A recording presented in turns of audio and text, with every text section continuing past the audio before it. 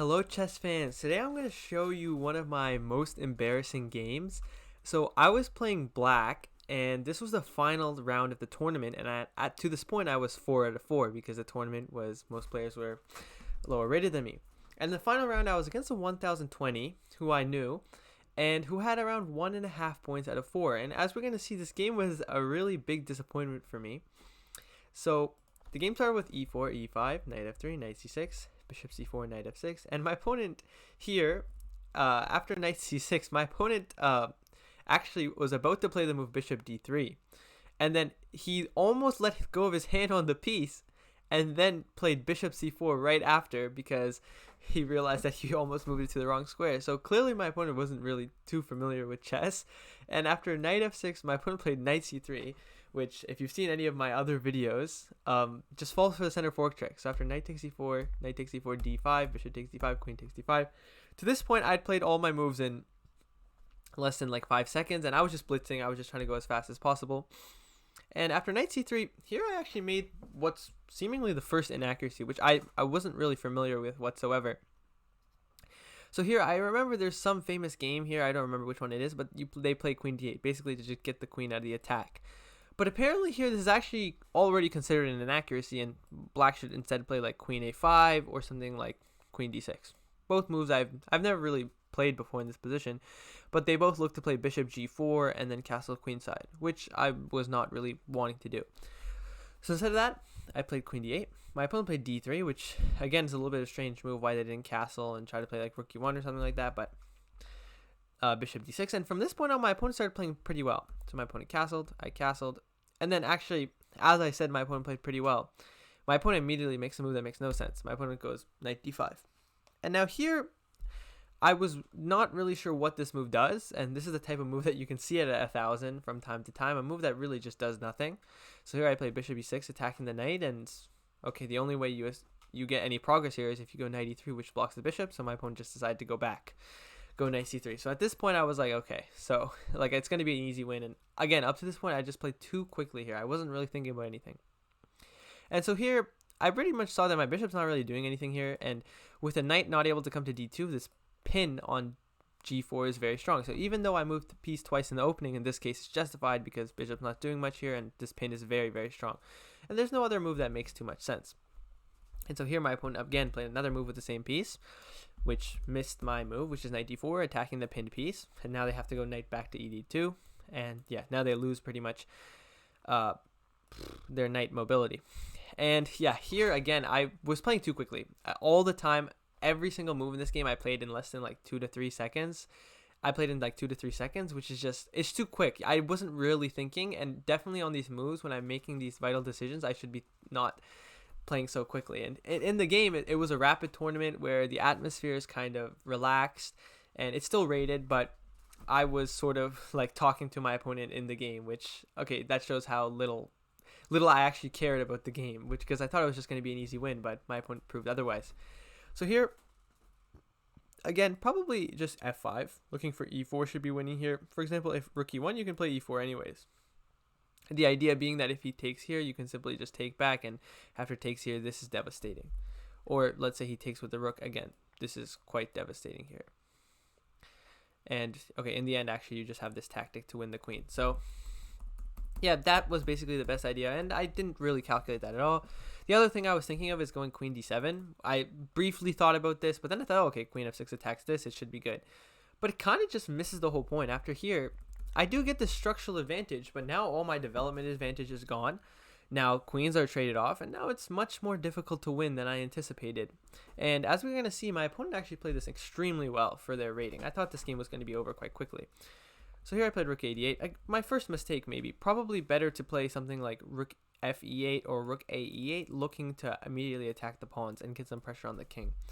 Or even grabbing some space with a5 or b5 or something of the sort. Just rook d8 kind of misses the point of black's plan here. So bishop e3, and again, I just play a move in less than a second, which is already a mistake. Here I played the move a6.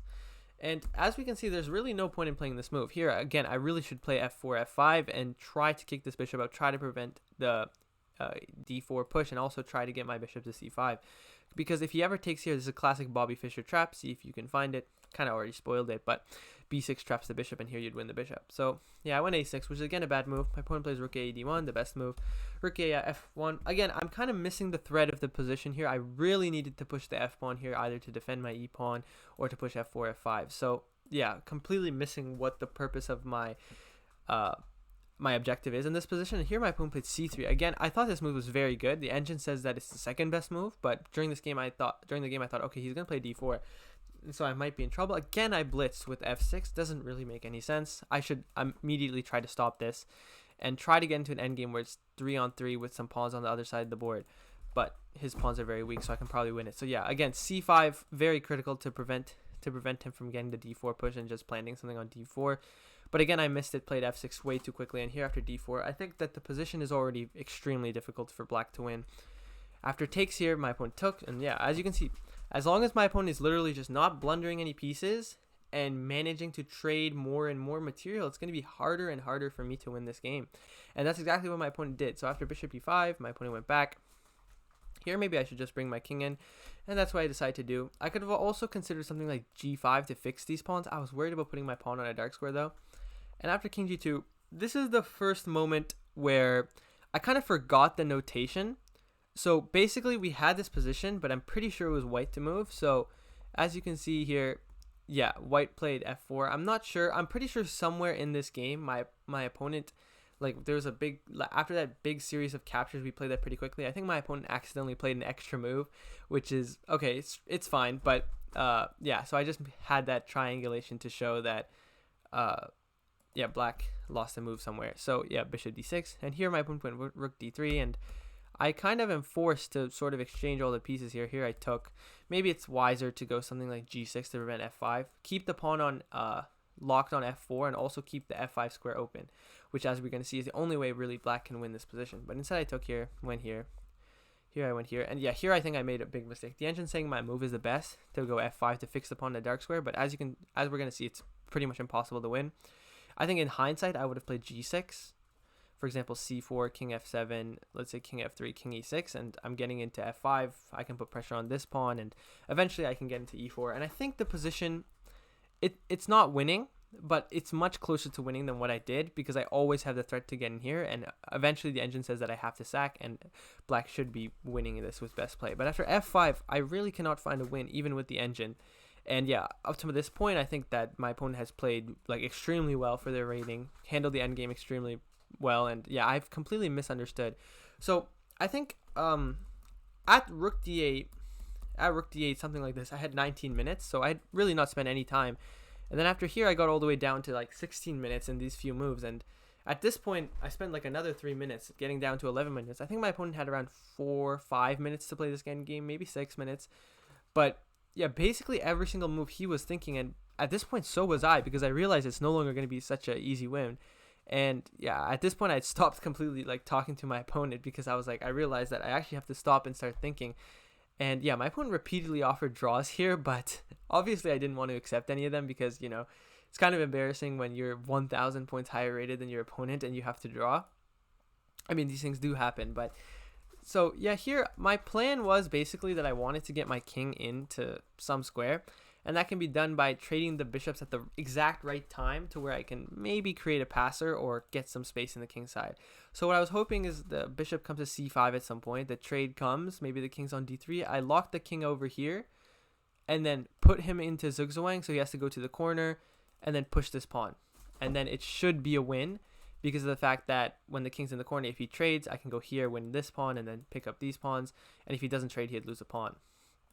So basically, that was the idea. King a3, bishops off the board, push the pawn up, and the king stuck on b1. And I was never really able to get that off. So I started off with c6. This was kind of just a prophylactic move, because